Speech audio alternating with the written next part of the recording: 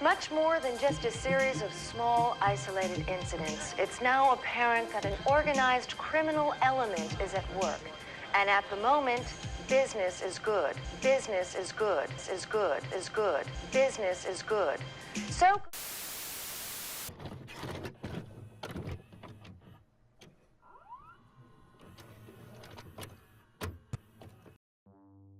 What's up, everybody? We're here. We are live on location. We are with Nick, and his Instagram is Now That's Rad. How you doing, Nick?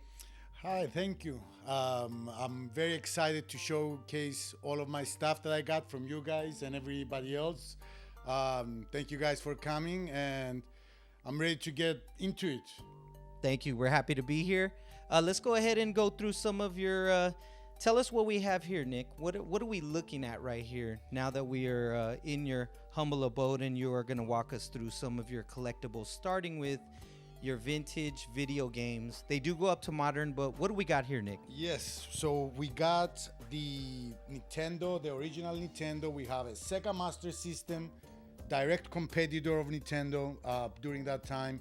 And I have a Sega Genesis underneath those covers right there. That's how it all started, with the Sega Genesis, because I didn't have one as a kid, but everybody else did.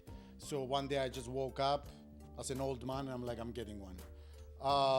I have two CRT TVs for the only reason to play the light gun games for the Nintendo and the Master System.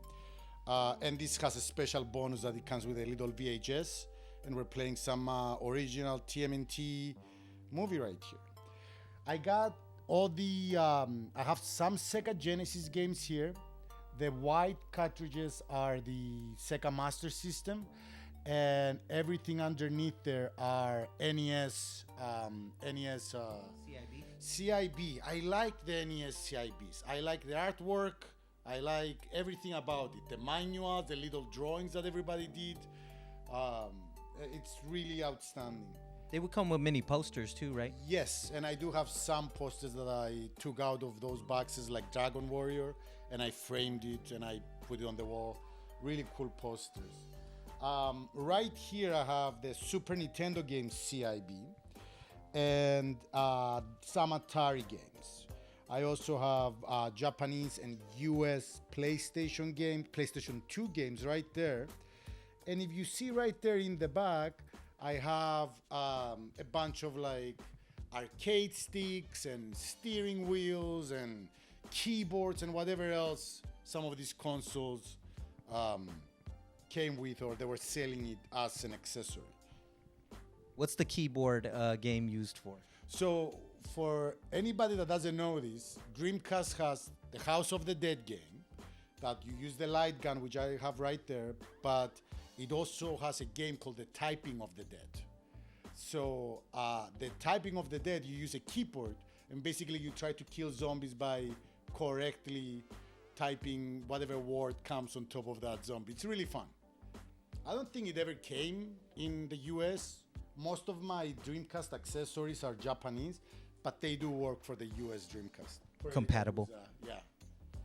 All right, so this Master System right here, I know you said this is the competitor to Nintendo. Would you say you're more of a Sega guy or a Nintendo guy? When it comes to the 8-bit consoles, I'm a Nintendo guy. This was a good gimmick at the time. Some of the games are good. They tried to do a lot of like arcade games, like from the arcade, but they never translated well on the 8-bit system. When it comes to the Sega Genesis and the Super Nintendo, I'm a Sega Genesis all the way. I'm also European. Sega had a bigger hold in Europe rather than Nintendo, and I love my Sega Genesis. Golden Axe, Earthworm Jim, Comic Zone, games like that I grew up with. Those are really cool. So the now that we're going through this and we're going through everything, you said that the Nintendo was the start for you when you, or sorry, the Genesis was the start for you. Let's showcase that. I didn't have And this is the original big boy Sega Genesis. I think most of the people that I knew had the Sega Genesis 2. That's the most that I've seen. But there is something about the red and the big, bold, like black on it that just says Sega on it that just brings me back. And it had the volume for the headphones. It has the volume. It's so counterintuitive. Like the on is on the left side rather than the right. I think they were just trying to be different and cool, but it's very counterintuitive. But it's my favorite console. Yes. It was very fun. That was a great console. Anybody that knows the 16-bit wars, Yes. it was either Super Nintendo or Sega Genesis. Or the Sega Genesis. Yeah. From what I understand, Nintendo was winning the US by a mile. Oh yeah. But back home, like, and especially Europe in general, Sega was king. Yeah. Where is back home, Nick? Greece, Cyprus, Greece. We had a lot of, like, back in the day, they were used to sell a mismatch of a lot of things. Like, we would get, one store would sell the original Nintendo, another store would sell the Japanese Nintendo, the Famicom. And we didn't know what was Nintendo and what was Sega. We would just go there as children and be like, I just want to play games. Give me a thing that has games in it, right? You know, I like shooting games. I like these games, fighting games. And they would just sell you whatever they had. They had the Famicom, they had the Nintendo, they had the Sega Genesis. There were a lot of like imitations too, like unknown brands. But at that age, nobody cared. Parents didn't care. We didn't care. We just needed something to, yeah. Show us your Famicom. Speaking of the Famicom, do you have one here? The Famicom, I don't have a Famicom here. Okay. It's up. That's part 2. Yes, part 2. But here's a PlayStation 1. I got it from the Polar Bear Culture Shop. I got the Dreamcast from the Polar Bear Culture Shop. Then this Nintendo, I think I got from eBay, is refurbished. It works great, but I have an original Nintendo, not refurbished in the box, and the weight between this and that is very different.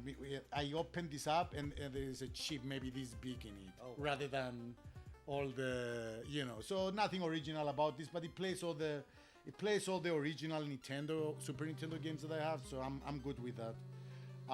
And this is a Japanese Sega Saturn. If you've never seen a Japanese Sega Saturn, Never seen. a lot cheaper, a lot better. Can get it CIB straight from Japan. I love my Sega Saturn. And here's a region unlocked Nintendo 64. I make it sound like it's a big thing to make it region unlocked, but it's not. You just change some of the clips there, and then you can use any region you want on the Nintendo 64. So yeah, I find these things from like Etsy, and I like them, like the little different things for loose games, and I have for the Nintendo and the Nintendo 64, and also some of these stands I really like to display some of the controllers. Yeah, those look really nice on display. Speaking of on display on the TV here, what's the game that you have showcased on the TV right here, running through the Dreamcast? This is Project Justice, running through the Dreamcast. This is an arcade game. It was a really favorite arcade game of mine. The Dreamcast and the Saturn, their fighting games and arcade games, were perfect comparisons of the actual arcade. They're not watered down. They changed nothing. In some cases, they did a better job than the arcade. So that's why I really like my Saturn and my Dreamcast. And this is one of my favorite games. It's students fighting teachers, which was my dream from age 8 to 16, I think. I got a chance to play it. It was really cool. That was a great game. It's cool. It's funny. It's Japanese fighting games, over the top, power-ups, dialogues, cool costumes, all of, whatever comes with an anime game. That is awesome. Righteous! Bossa Nova! All right, Nick. So you were talking about your Sega Saturn here. Now, can you showcase us some of your games? And also, what is your favorite game on the Saturn? Yes. So, again, the Japanese Saturn, the only the main reason why I bought it in the beginning is because I knew it had all the arcade games, fighting games, way before Marvel versus Capcom. They had the X-Men Children of the Autumn fighting game. They had the Marvel Superheroes fighting game, and they had the Vampire Saviors, which is also another great fighting game. And they had all the X-Men versus Street Fighter, which was probably one of my favorite fighting games I played in the arcades. And again, arcade perfect, like you're right there. And I really like the Saturn. It's a really, really good console that never got the light of day because of all the marketing in the US. But in Japan, they were doing great.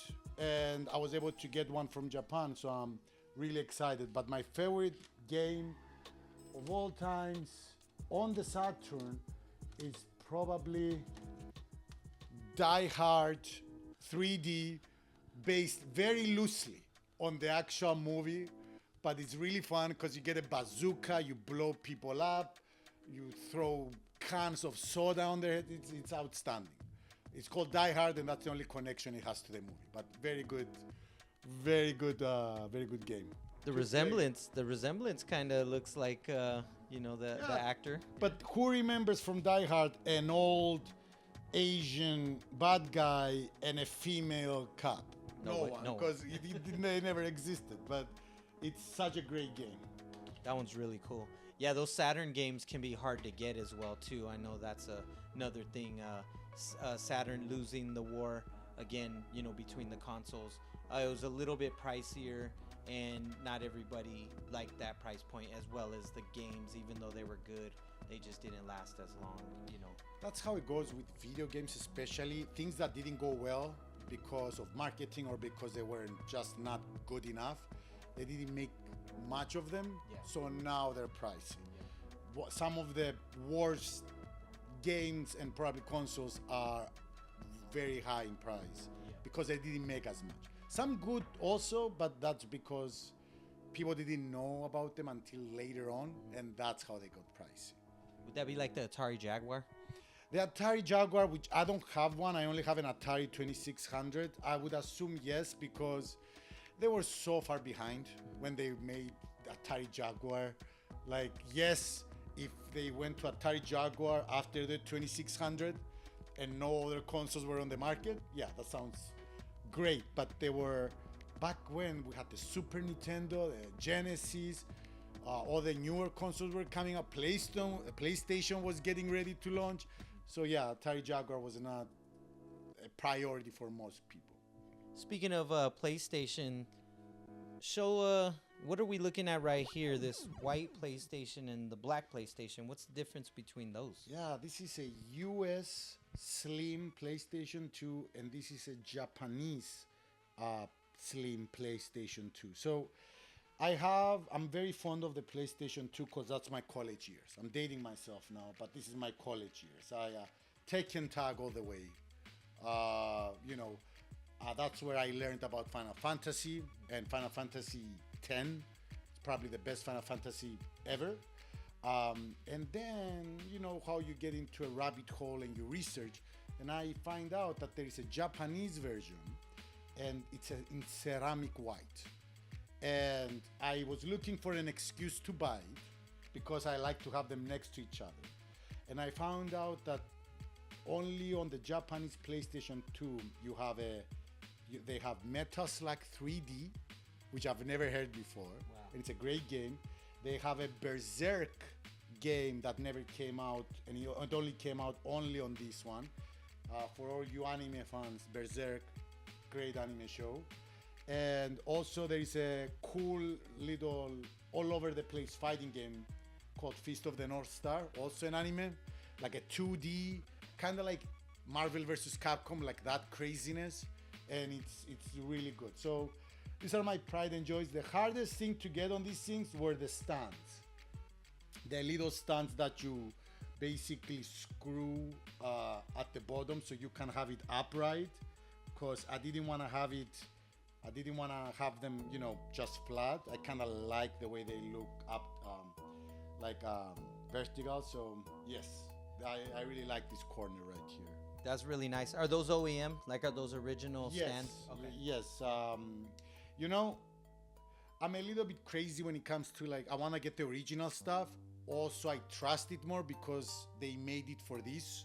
And if you just get something that might fit, I might end up damaging, you know, the original console, and that's not worth it to save $6-7 or something like that. So, yeah, that's their OEM. Speaking of Berserk, is it the same where they're making the live movie with Keanu Reeves? Is that the same, the game, maybe I'm not sure. live adaptation? They're making a live action of Berserk. I'm not sure. We might have to. Is that Berserk or is that Berserk? So Keanu Reeves has been creating a comic book called Berserk. That's the one. That's not the one I'm talking. Okay. I'm talking about an anime from way back in the 90s. Very, very gruesome, very cool anime about you know, a guy fighting demons and all that. That's the Berserk I'm talking about. There's books out there and all that, manga. So yeah, that's the Berserk. But I want to see that movie from Keanu Reeves. Keanu Reeves is my guy. I love Keanu Reeves. Everything that he does, I want to go see it. Keanu Reeves or Jean-Claude Van Damme? Jean-Claude Van Damme up here. Keanu Reeves probably slightly lower, but still pretty high up there. I could respect that. Yeah, I'm with you. Jean-Claude Van Damme all the way up.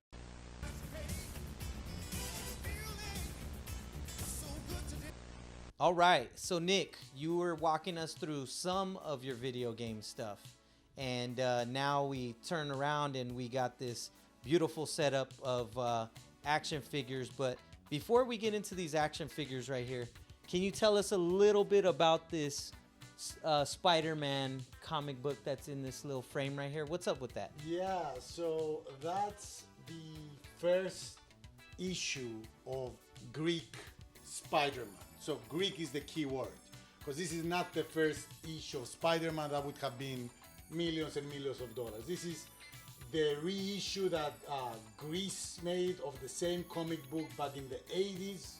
I found it from, you know, another Greek person that had it. It's really beat up. Somebody wrote actually up there in Greek the story of Spider-Man, in case you look at that and you have no clue what it is. But it's really, because I'm Greek, this is probably worthless to somebody else, but for me, I like this a lot because it's like the first Spider-Man, and I like how back in the day they would just write Spider-Man in like Greek lettering. I think it's really cool. It's part of your childhood. Yeah. And also, we were talking earlier, back in your hometown, they would just put anything out, right? Like, Yes. it could be so random. It could have been old issues, new issues. I used to collect comic books a lot, especially back home. A storyline, you would get maybe half of it because they would just get bored and stop bringing the other ones, or you would get some of the X-Men stuff and then not at all. They would just bring old stuff out. Some guy would go into a warehouse and find old stuff and be like, let's sell these too.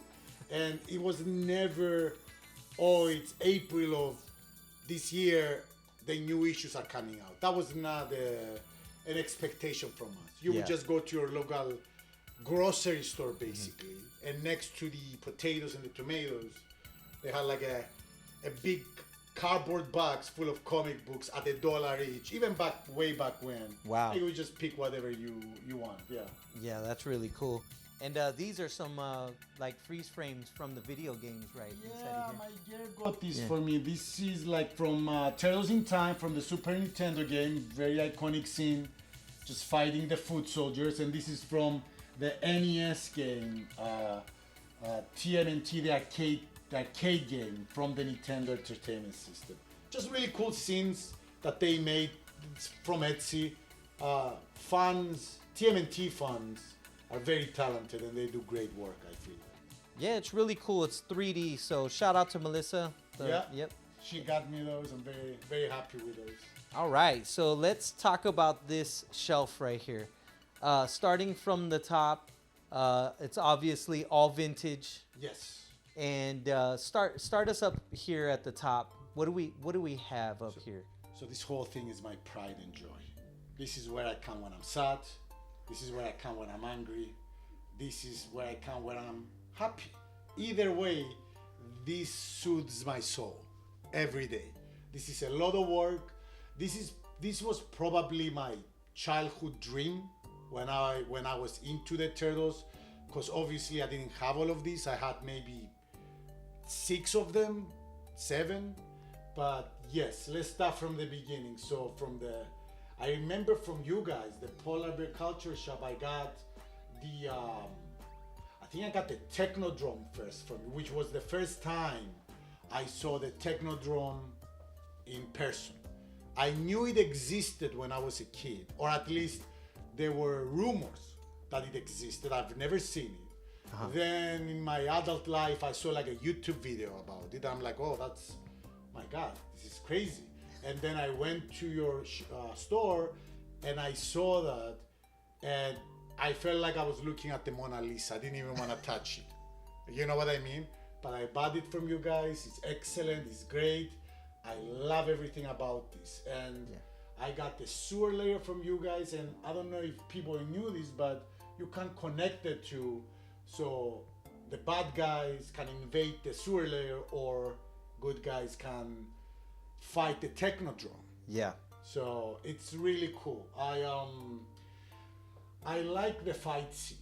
I don't like just displaying things like at the front. I like the fight scenes, and because I watched the cartoon and I was really into it, you can kind of tell what goes where, and really love having random foot soldiers just coming out of everywhere, just ready to fight. I have I bought some little things that are not TMNT, like from different other stores, like a small Game Boy. I just love the idea of Raphael playing on the Game Boy. I love the idea of Leonardo listening to like a Beatles vinyl. Yeah. I think that's his character. So it's all like Casey Jones here is playing Atari.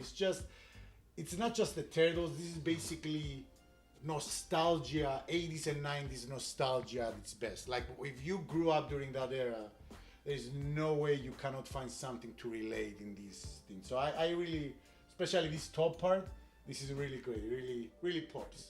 This is like the ongoing theme within your house too. So if I imagine you were in this scene, it would be dressed up just like your house. Yes, exactly. We go back to the second floor, and I have the mutant module in the back. That's a very rare item. Lots of little bits and pieces that get lost. Took me a while to complete it, but it's there. It's clean. It rolls the drill. I don't want to do it now because it's gonna knock everybody over. But if you roll it, the drill spins. That's cool. And again, just different fight scene with the different turtles, foot soldiers wherever I can find them. And this is probably like the classic scene that I remember. Like anybody who was in the Turtles, maybe they didn't have the Technodrome, maybe they didn't have the mutant module. They all had the party wagon and the foot cruiser. It was the first ones that came out, and everybody had at least those two. And I just love this is like the classic Playmates line right here. You have the 4 OG Turtles, the main bad guys, Bebop, Rocksteady, Shredder, a bunch of foot soldiers, which there's something satisfying about looking at a bunch of foot soldiers getting ready to get their asses kicked by the Turtles. I don't know, it has always been something about it. Oh yeah. And then the Android Cran, which is another thing that I never thought it existed until I saw it. And it's just really cool. With the window and unbroken. And the unbroken antenna, which is really cool. And I don't know if you noticed this, but I do have an undercover turtle in the foot soldier army. And, he's wearing a mask, so nobody can tell that he's a turtle. So it's really cool. The toy line, the way they did it, it was action, but they didn't take themselves too seriously. Yeah. And that's what I kind of liked about this toy line. These are the other turtles that they were making, the sports turtles, the government employee turtles, a cop, a firefighter, Navy SEALs. You have some more army guys. the monsters. Got the classics, the monsters. The monsters. Yeah, those are some good ones. Mummy and the Dracula. This guy, Mikey, and then Mikey on the surfing board. I had those as a kid. I remember taking them at the beach with me or at the park. Just everywhere, because they were two of my favorite figures. The way they look, with the sunglasses, just having a blast. I was also like, I'm a foreigner, so this was very American to me, and I was always like, yes, that's what I wanna do. I wanna go to America, get on a surfboard, have my sunglasses, and just surf and eat pizza all day. That's really cool. I don't do surfing at all, but I do eat the pizza, and I still have this guy. So real quick, so I see some other pieces in here. Like this is Nick Krillick right here. This is Nick Krillick. Yeah. Our dear friend. He does great work with acrylic stuff. He did like a Thundercats one and all this. I saw this and I'm like, I have to have it and put it in the middle of this situation. See, also got some AZ Desert Figs accessories right there really as well cool too. Stuff. Little gas tanks, little fire hydrants. Just little things here and there to make the barrels. Yeah, this was crates. This is the Los Vikings right here The as Los well Vikings. too. Yeah. I have like a pizza from Los Vikings right here, just hanging out. It's just to make it more like engaging rather than just figures on a flat surface. You know what I mean? Oh yeah. And then we go right here. Again, a lot of these things is from you guys, like the pizza thrower. Okay, I had the pizza thrower as a kid. I remember getting rid of this bottom part and just using this to just try and hit my sister or my dog with the pizzas. That's all I used it for. It was a blast. All these a bunch of foot soldiers just here, just hanging out. This toilet, what you call it, torture toilet chamber or whatever. Yeah. I had it as a kid, and I remember destroying it by using a bunch of that slime ooze, and it would smell bad. So at some point, my mom just threw it away, and it was the only toy she threw away. And I was like, "Yeah, it's time, it's time." And then underneath, again, some different little turtles, bunch of foot soldiers, like always. I like that skate. That's another thing that I had from my childhood, like the chip skate or whatever they call it. And yeah, there's different battle scenes from left to right or from right to left. I love all of the foot soldiers in there. You have a foot soldier clan for every level almost of the shelf. I feel if there is a fight scene with bad guys and the turtles and there is no foot soldiers, I feel that something is missing. Or maybe it's just me, because when I was a kid, I never had a single foot soldier. Because you can't just buy one. Oh yeah. And I couldn't tell my dad to buy me two. He would be like, "You want two of the same figure? You're crazy." So I never had the courage to ask for one. So I never had one. But as an adult, I had some extra money. So I just cannot get enough of foot soldiers. Like I've seen people build hundreds and hundreds of foot soldiers, like armies. I don't know if I'm going to get there, but I have enough foot soldiers to do the little fight scenes that I really like. That's a good start. Yeah. That's a good start. Major League Butt Kicking is back in town. Oh yeah! All right, Nick. So we are back.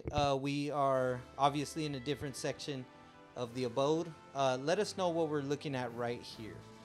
Yeah, so these are all my vintage console boxes. For all the consoles that I do have the box that came with it. In most cases, I bought the console with the box and the manual and all that. In some rare cases, I had the console and then I just went out and I found like the box, the empty box. And I tried to put plastic covers on all of them for dust and preservation purposes. But yeah, this is another section in the house that I really like. I just love all the artwork. You can tell, you can see like a snapshot of the progress of the video game world from like 1970 something, the Atari, all the way to like a Dreamcast or a PlayStation 2, which was, 2001 2001 or maybe before that. A lot of Japanese stuff. So if I saw a console that I wanted and it's priced in the US for whichever reason, I would get the Japanese counterpart for it. And in some cases that works a lot better, like the Sega Saturn. Definitely a better version than the US Saturn. Looks better, plays better, more games. But in general, I think this is probably my best box artwork. This is the Sega Master System. It came around the same time as the Nintendo. It's not the best console out there by any means. There is something about mid 80s, late 80s designs that I really enjoy, and this is probably my favorite one. But I have a Super Famicom, couple of the PlayStation 2, Super Nintendo, Nintendo 64, a PC Engine, which is the TurboGrafx 16, but the Japanese version. I have the original Genesis 2, and another pride and joy of mine, the Power Glove, complete. Get out of here now, Tracy! Now! Hey, you forgot the Power Glove! None of these are sealed. I don't buy sealed stuff. I don't grade stuff. I buy things that I can display well and actually use and have fun with. So none of this is sealed. They're open box. But yeah, I like this section a lot. The color, the outline, really fun stuff. That Power Glove is pretty nostalgic right there. We talk a lot about movies and other things. One iconic movie that the Power Glove is shown in is a movie called The Wizard. Yes. And to my knowledge, I just found out that that's an Orion film, and that they made certain movies, and that movie was done by Orion, and it was a short-lived studio, and but they put out really good movies within their time span. And The Wizard was featured. The Power Glove was featured within the Wizard movie, as well as Super Mario 3 before it came out. So really iconic. The glove didn't work as well as people thought it was gonna be, but the hype around it as a kid, you knowing somebody that had one or you getting to play with one, was just something totally next level, almost futuristic.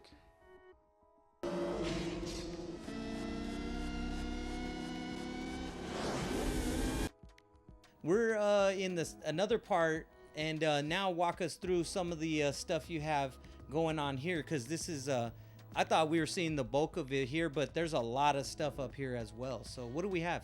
Yeah, so let me take a step back and just say I don't like having things in tabs or in boxes and not being able to play with them. So these consoles right here and some of this stuff here is what I call an overflow of a lot of the things that I have. But instead of just having them like in storage or something like that, I like to have them displayed too, even though this is my bedroom. Yeah. And I'm the only one looking at this for the most part. I still enjoy looking at it. So what do I have here? I have a bunch of like Nintendo games, Sega Genesis games, Super Nintendo games, just random games that I haven't beat yet.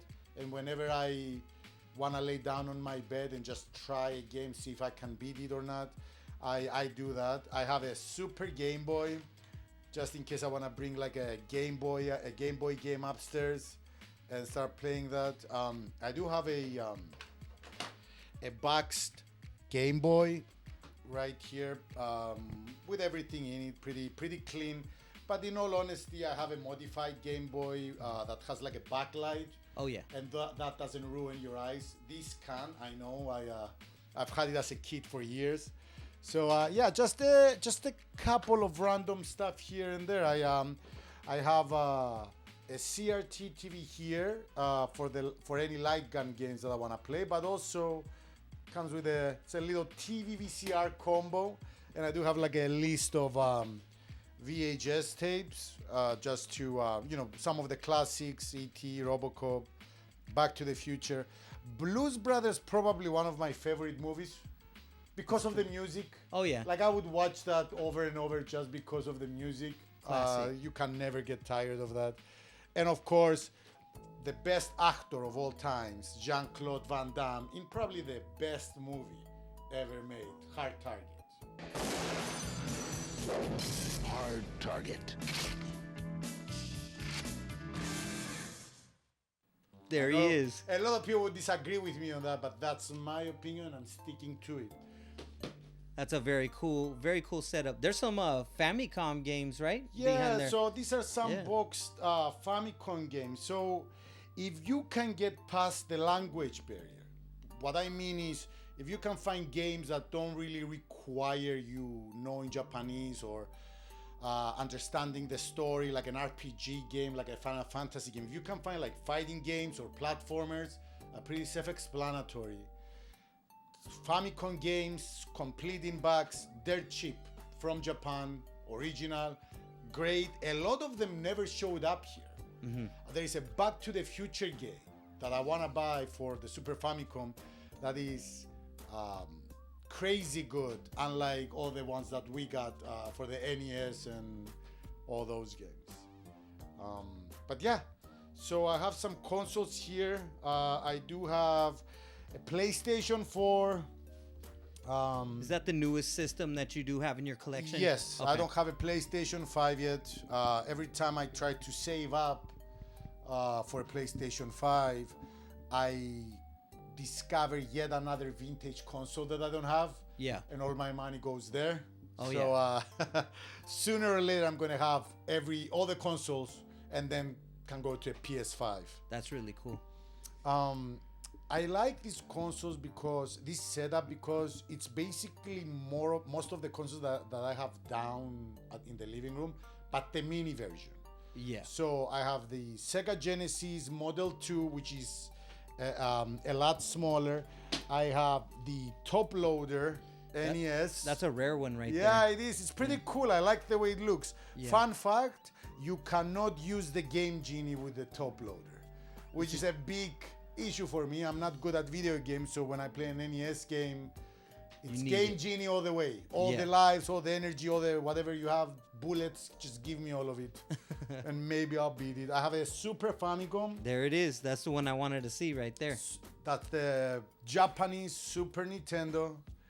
There is something about the Japanese that did a great job with the utility of it, the presentation of it, and something about the US getting it and trying to make it cool, but somehow making it boxy or maybe counterintuitive. Not that the Super Nintendo is not a great console, but that looks... It's definitely different. It looks Yeah. more sleek, Futuristic. Nice. Yeah. More futuristic too. And this one, I believe, is the Super Nintendo Mini, the US version, but the mini Super Nintendo. That's a rare one too. It is. The mini ones, because they didn't make as many. Yeah. Most people were going for the OG, and I don't blame them. Yeah, they're kind of rare. Yeah. But yeah, so this is the setup right here, guys. You come here from a long day of playing video games downstairs, and then you just come here and just play more video games until you fall asleep. And I think that's the life I want to lead. That's awesome.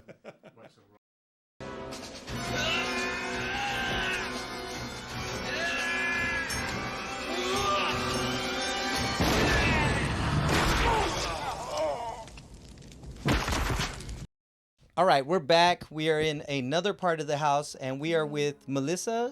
How you doing, Melissa? I'm doing good. Yeah, you got to see everything else in the house. At least you can see some of the girl influence. That's right. That's right. Yes. Walk us through it, Melissa. What are we looking at here? Well, first of all, New Kids on the Block. I was obsessed with them. That's all we talked about on the childhood playground was who's your favorite, and it was very important who was your favorite.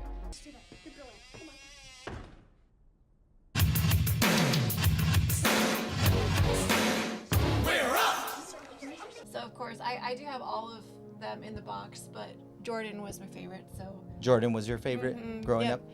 But this is a whole stage, and it actually can move them around and play. I didn't have this when I was young. If I did, I would have lost my mind if I did.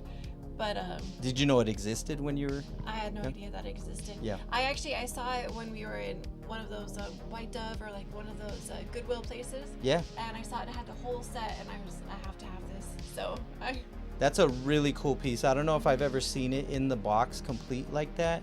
So my sister was really big into New Kids on the Block as well too. So I think she was maybe a Donnie fan. Okay. Maybe. Yeah, I think so. So I also found the phone. So we have it downstairs.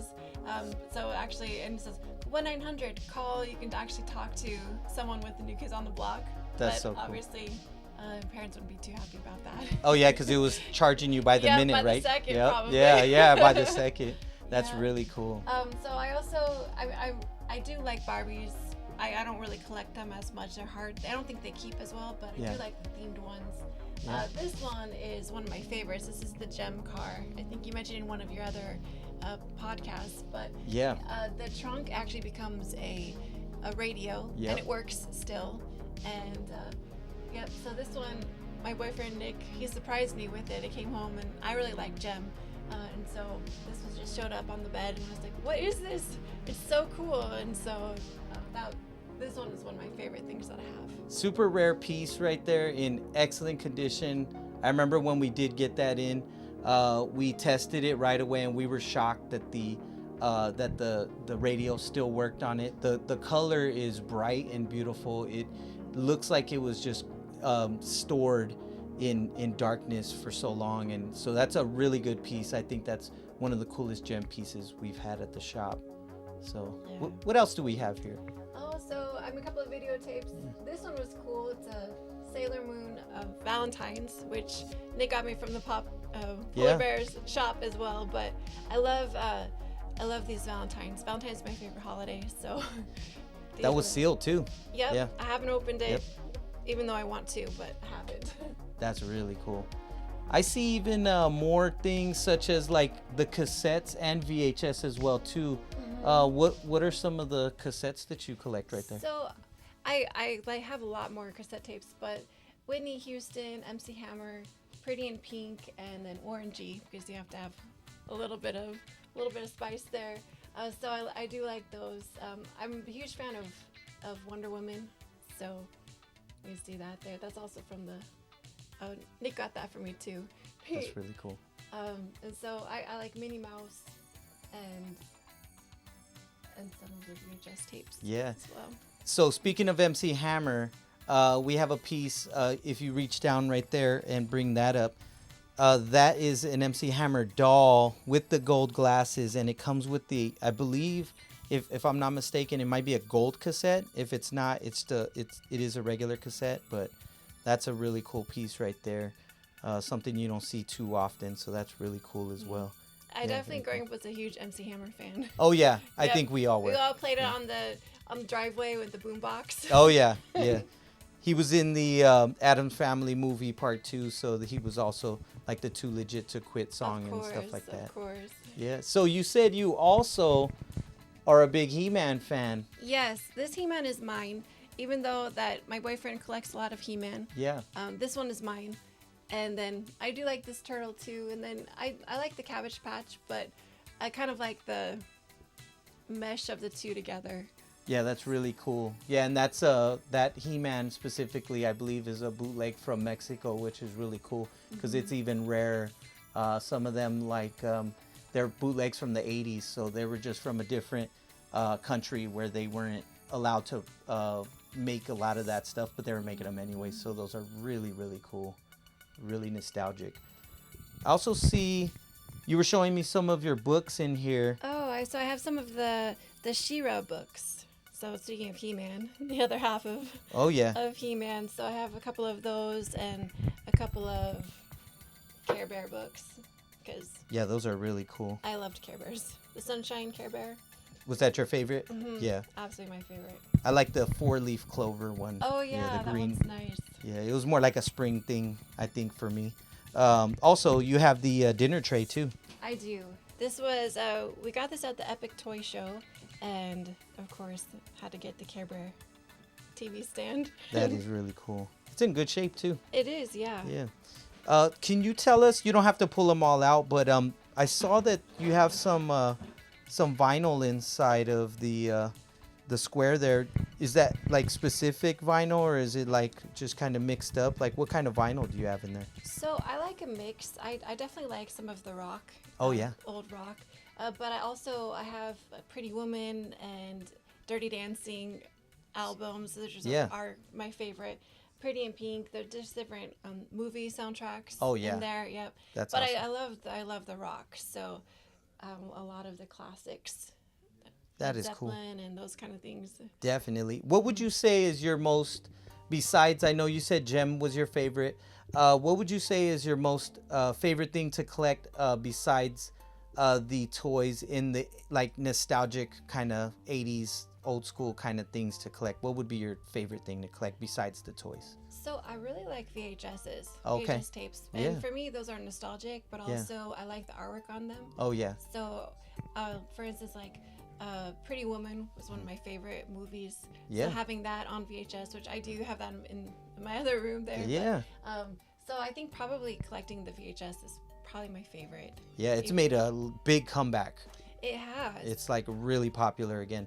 We might even do an event where Jason's coming up with some ideas where it'll be all like media kind of deal where That it'd be would like be cool. VHS, DVD, things like that. So that's Well, my first job was actually at a video store. So that was where, be kind, please rewind. Yeah. That was the thing. yeah. We would get a VHS tape in and it would not be rewound, and why? And so then we would get all of the first, before it came out in the store, we would Yeah. get to watch it first. Oh, so that's cool. It just was a fun time. We just go rent 5 movies for 5 days and Yeah, and have a good weekend. Just hang out, get pizza. exactly. Hang out all Pizza, weekend. candy, Yeah. drink some soda. Yeah. Now, they don't know the struggle. Yeah. The kids now don't know the struggle. Nope, you had to rewind that tape, and if it was a slow rewinder, you had to wait like a really long time for it to rewind Exactly. it just to play. That's cool. All right, Melissa. Well, we also have another corner. If you want to just segue over here, what do you know about these things right here? Some of them I can recognize, but some of them I'm like not sure what the spider punk, like that's really cool. Yeah, so I found this for Nick, and it's pretty cool. So it's like he's playing the guitar, and Oh yeah. but yeah, that was a cool one. I don't know what it's from exactly, but I really liked the vibe of it. So that one was That's cool. really cool. I've never seen that before. And then this Batman, actually, my friend Ashley painted that. She got it, and then she painted over it. Customized it. Mhm. Yeah. Yeah, so that was pretty cool. And this one here, this ear actually broke off, and I fixed the ear. You can't even tell that it broke off. Yeah, that's really cool. I know what this is from. This is from the original Purina cereal from the 1989 Batman right here, and they gave you this on the cereal box with it. It was shrink wrapped to the cereal box, but Purina put that out, and it tasted like Captain Crunch. That was That's the flavor cool. of the cereal. I gotta pull this one out. This is my favorite right here. Let me see if I can get it out without knocking everything over. Yeah. This is an original A-Team B.A. Baracus piece right here. And this is excellent Galoob old school toy right here. This is my favorite. So out of all the things I see, this is definitely my favorite right here.